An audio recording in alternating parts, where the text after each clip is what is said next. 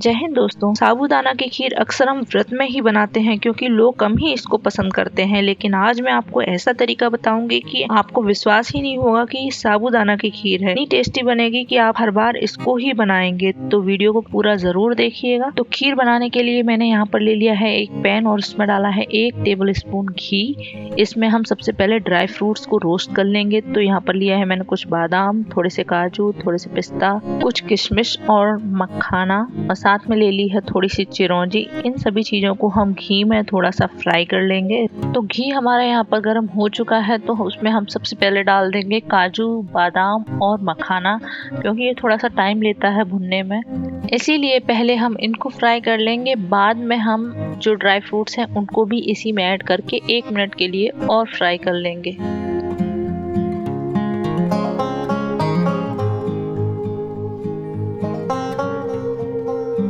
तो ये देखिए, ये वाले ड्राई फ्रूट्स फ्राई हो चुके हैं। अब हम जो बचे हुए ड्राई फ्रूट्स हैं उसको भी इसी में ऐड कर देंगे और 1 मिनट के लिए और फ्राई कर लेंगे।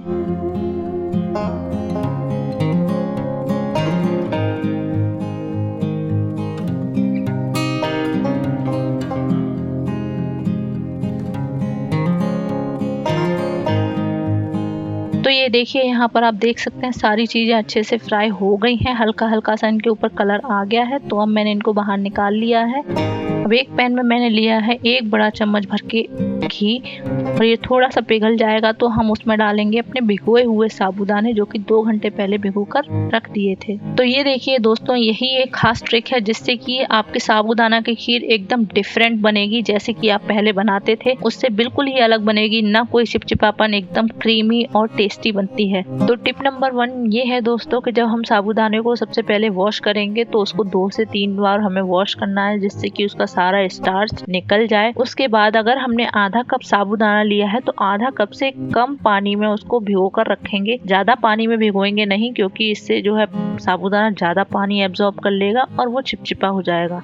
दूसरी टिप यहाँ पर ये है दोस्तों कि सबसे पहले हम साबूदाना को घी में थोड़ा सा फ्राई कर लेंगे, जिससे कि साबूदाना हल्का हो जाएगा। जैसा कि आप यहाँ पर देख सकते हैं, मैंने इसको थोड़ा सा फ्राई कर लिया है घी में और साबूदाने हमारे एकदम लाइट हो गए हैं। उसके बाद मैं यहाँ पर दूध ऐड कर रही हूँ और आप देखिए तुरंत ही सारे साबूदाने एकदम ऊपर तैरने लगेंगे और ये तली में बिल्कुल भी नहीं चिपकते हैं। और इसमें 2 से 3 उबाल आने देंगे।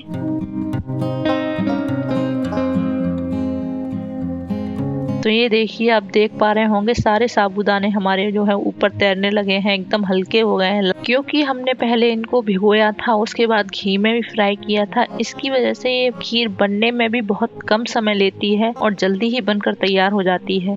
खीर में 2 से 3 उबाल आ चुके हैं और ये थोड़ी सी गाढ़ी भी हो गई है। हमारे ज्यादातर व्यूअर्स नॉन सब्सक्राइबर हैं। आप सब्सक्राइब करते हैं तो हमें और भी ज्यादा अच्छे वीडियोस बनाने का मोटिवेशन मिलता है। तो please like, share and subscribe और हमारे चैनल को ग्रो करने में हमारी हेल्प करें। अगर आपको हमारे वीडियोस में कोई कमी लगती है तो कमेंट बॉक्स में हमें लिखकर जरूर बताएं। तो खीर हमारी लगभग पक चुकी है। अब हम इसमें डालेंगे शक्कर। तो 1/3 कप मैं यहाँ पर शक्कर ऐड कर रही हूँ। शक्कर मैंने अंदाजे से थोड़ी कम ही ली है, क्योंकि हम थोड़ी सी शक्कर कैरेमलाइज करके इसमें डालेंगे, जिससे कि इसका टेस्ट और कलर दोनों ही बहुत अच्छा हो जाता है। तो शुगर कैरेमलाइज करने के लिए मैंने यहाँ पर एक पैन रख लिया है। इसमें मैं डालूंगी 2 चम्मच भरकर शुगर पाउडर। आप चाहे तो शुगर भी डाल सकते हैं, वो थोड़ा मेल्ट होने में ज़्यादा समय ले लेती है और शुगर पाउडर जल्दी ही मेल्ट हो जाता है, इसलिए मैं यहाँ पर शुगर पाउडर ले रही हूँ। तो ये आप देख सकते हैं ये कितना जल्दी मेल्ट होने लग रहा है। तो ये देखिए, हमारा पाउडर यहाँ पर लगभग मेल्ट हो चुका है। इसको थोड़ी देर और पकाएंगे कि इसमें अच्छा सा कलर आ जाएगा।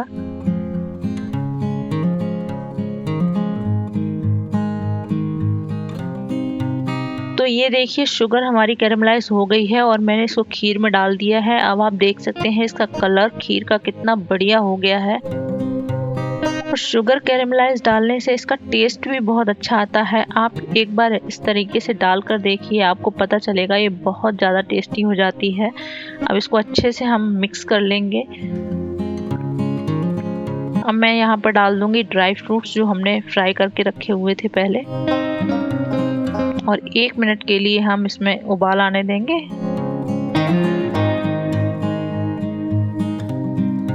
तो ये देखिए खीर में उबाल आ गया है और आप देख पा रहे होंगे इसमें एक भी दाना आपको चिपका हुआ दिखेगा नहीं। एकदम क्रीमी टेस्टी खीर बनकर तैयार हुई है। अब हम गैस को कर देंगे ऑफ और खीर को बाउल में निकाल लेंगे।